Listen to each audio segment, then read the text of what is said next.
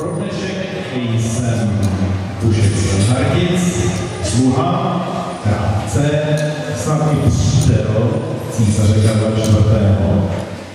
Co dnes všechno uvidíte na naší slavnosti, přivítáme císařský dvůr samozřejmě, v čele s samotným císařem. Uvidíte pasování na rytíře, rytířský turnaj, no a v závěru prestální exekuci a možná i nějakou popravičku. Takže pojďme na to. Pomalu už přichází císařský dvůr, v jeho čele sám Karel IV. Čtvrtý toho jména na císařském trůně, zároveň král německý a český, král lombardský a burgundský, hrabě lucemburský. Po jeho pravém boku jeho chod, císařovna Anna Svítnická, mladička, o mnoho mladší než on, ostatně je to již jeho třetí manželka a původně si měla vzít jeho syna. Ze svatby ovšem se šlo a císař si ji tedy vzal sám. Po jeho levém boku jeho dcera.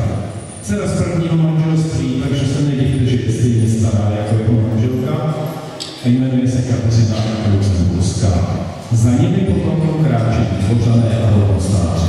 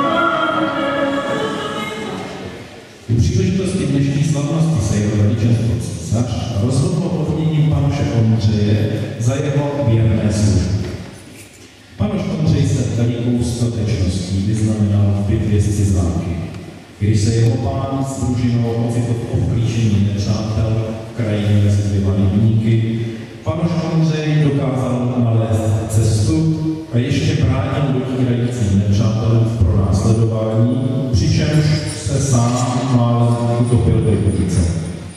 Na paměť tohoto činu bude pasovat na rytíře a obdrží čestný přídomek rytíř Teichmann z Teichu.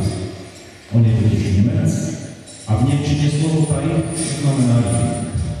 Nejprve na rytířská přísaha.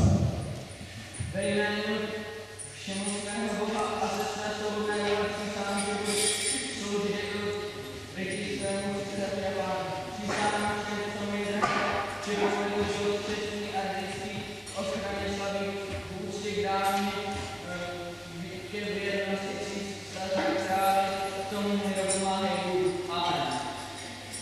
Požívnuci mě svěřené jistotě panoši Ondřej Paskovi, ve jménu Boha, ve jménu svatého Jiří a ve jménu svatého Michala na rytíře. Přineste mu zbroj.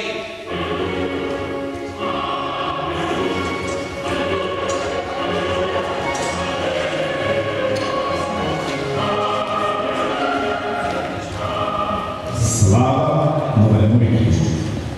Abychom si trochu oddechli od oficiality, než se připraví rytíři ke svému vládní, poslechněme si dobovou hudbu.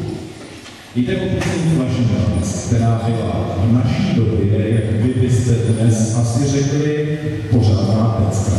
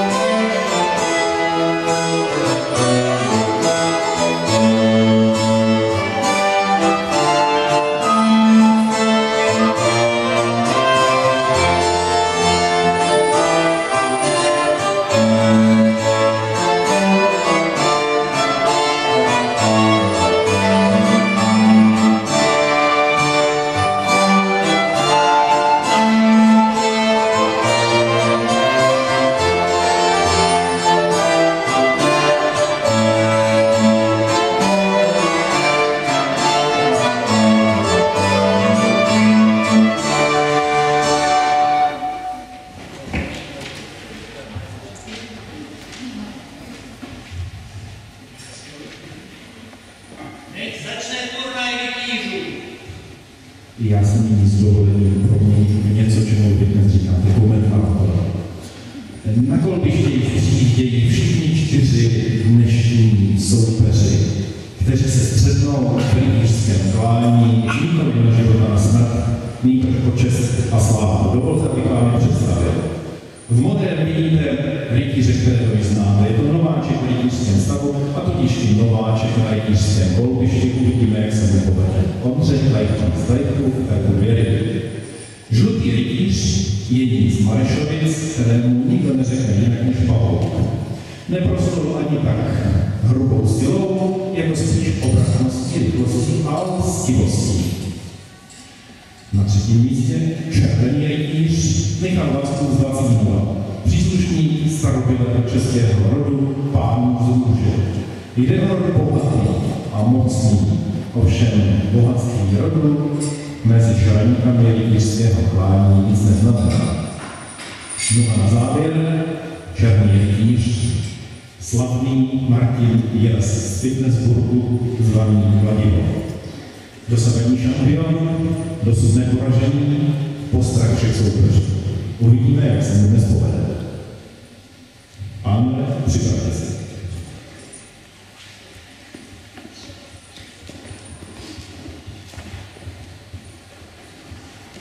Rytíři se připraví o obou stranách kolbiště, nasedají na své bujné koře, jak dobře vidíte. Jejich sluhové jim přinesou dřevce a první klání může započít.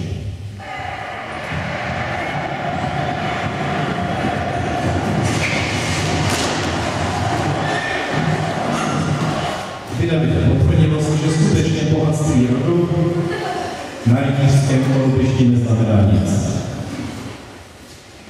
Tak, kolbiště bylo uklizeno a další 2 soupeři se chystají na souboj.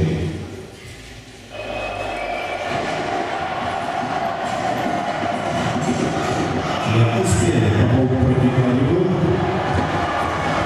a to byla obratná klíčka, ovšem tím souboj samozřejmě nekončí. Musí být rozhodovat.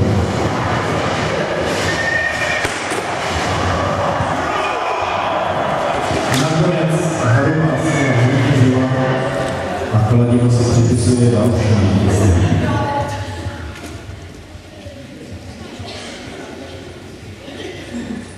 Nyní nás čeká poslední finálový souboj. Nováček proti veteránovi.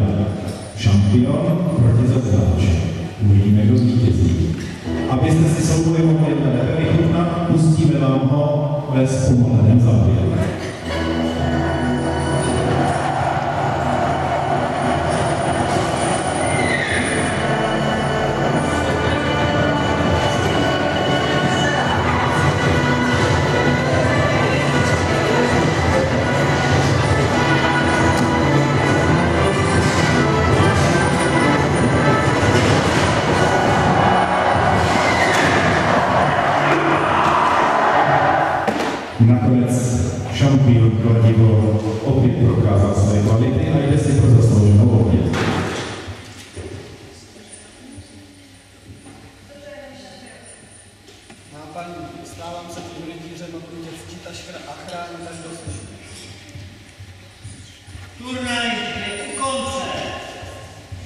ale nikoli nepřítomnost. Císařský dvůr čeká ještě poslední část, smutná, ale želboho nutná.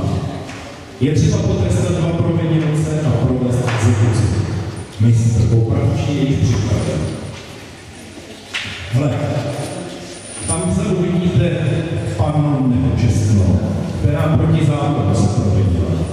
Pyšná byla, zlé a v hrdlo živé řeči vedla, své sousedy a dokonce i konšele našeho města pomlouvala a tím se zločinu na cti utrhání dopustila.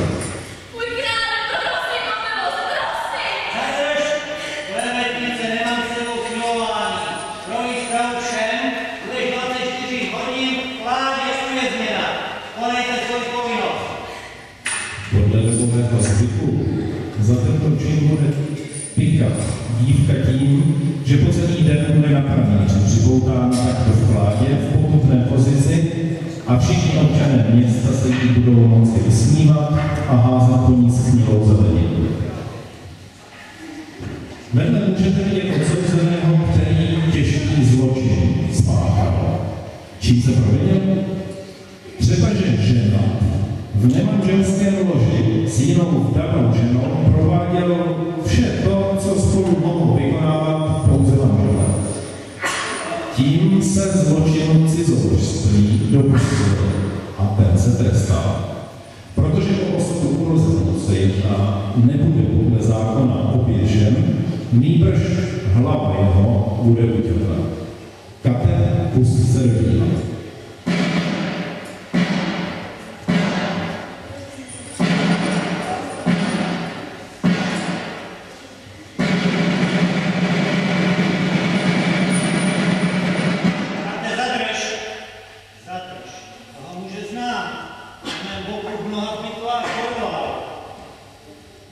Boží milosti ti uděluji milost, aby si však pro výstrahu za své hříchy říkal, zítra za snídání budeš v ulicích města bičován. Podejte ho! Císař je dnes milostivé nálady. Bičování je proti zdětí hlavy skutečně mírně